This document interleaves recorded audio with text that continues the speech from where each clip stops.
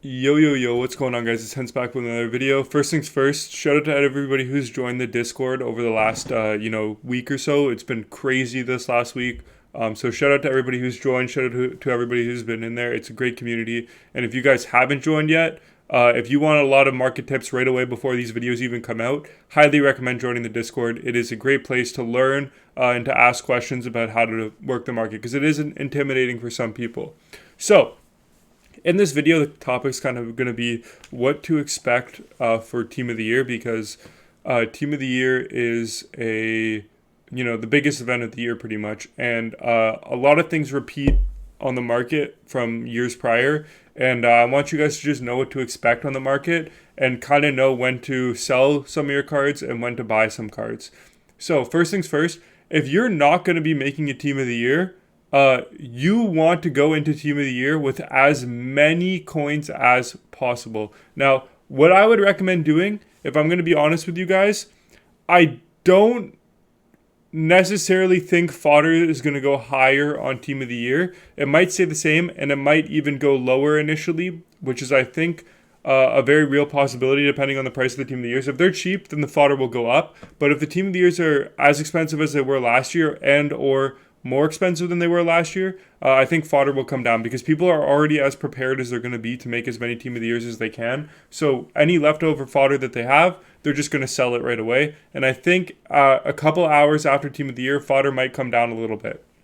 Also, there's going to be a ton of packs open. So that's one scenario that I think could happen. So if you're not planning on building any Team of the Years, you want to go into Team of the Year with as many coins as you can because everything that is not fodder or Team of the Year cards is going to go to the ground. They're going to crash so hard because everybody just wants Team of the Year cards. So everything else on the market is going to be dirt cheap. Actually, maybe not X Factors. I'll get into that later. Fantasy cards are going to be dirt cheap. Power Up Icons are going to be dirt cheap. Nations of Hockey MSPs, they're going to be dirt cheap. Any MSP that you've been wanting to buy is going to be dirt cheap. And that's because people are going to sell off everything for Team of the Year. As you can already see, these MSPs are already coming down a little bit after people are selling them off after champs. But I could see a lot of these MSPs going under 100K come Team of the Year, and I don't think that's a stretch to say because these cards, they are good, but they're not in super high demand. So people are going to sell them off at Team of the Year once they want to build another Team of the Year, and the market's going to crash. So go into Team of the Year with as many coins as you can if you're not planning on building any, because that's going to be the best time to build team builders, to build MSP icons like Gretzky, Lemieux, and Howe. It's going to be the best time to build, any or buy any fantasy cards. It's going to be the best time to do anything market related because everything on the market's going to crash. Now, for those of you who are building a Team of the Year, here's what your plan should be. You should be going into Team of the Year once they release who the Team of the Year cards are going to be. You should be going in knowing exactly how many you want to make, and that's going to be your goal. So you're going to say, okay, if I want to make McDavid, McKinnon, and McCarr, I'm making 3. Anything extra is going to be sold, and those extra coins that I have, they're going to be put right back into the market, buying up all those cards that I just said before. Fantasy cards, building team builders if you guys are still needing to do that. Building the MSP icons, buying, Gretzky, Lemieux, and Howe, because I think that their price is going to come down considerably once Team of the Year releases. They're already down a lot. Like this Howe is going to expire. Howe is at around 250,000 coins, which is absolutely insanely low price for him.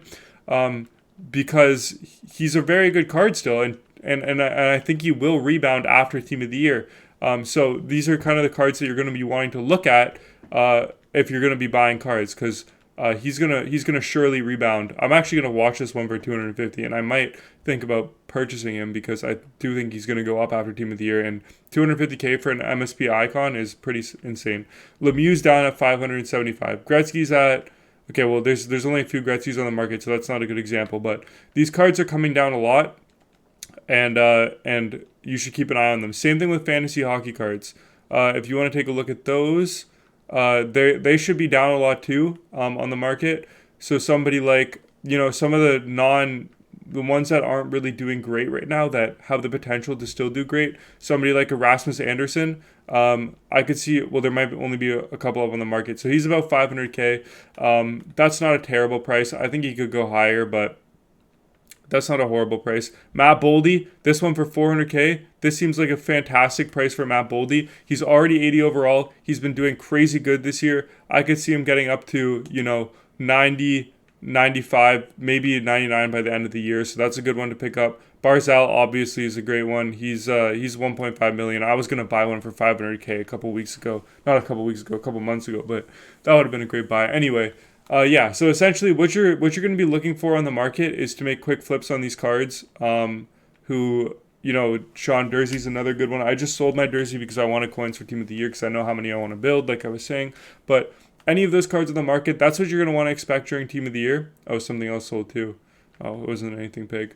But yeah, I will show you guys my collection right now for what I have prepared. Again, if you haven't seen my 87 overall video, go check that one out. I've been all in on 87s because I think that they're going to release the 87 set, and I think it's going to be the assumed rate is 3 for 5, 3 87s for 5 power up collectibles or 5 Team of the Year collectibles, which at that price I'm pretty much breaking even compared to the other fodder prices.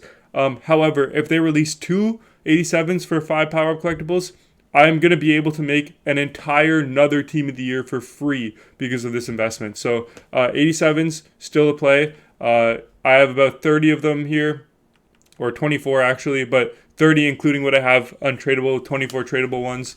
Yeah,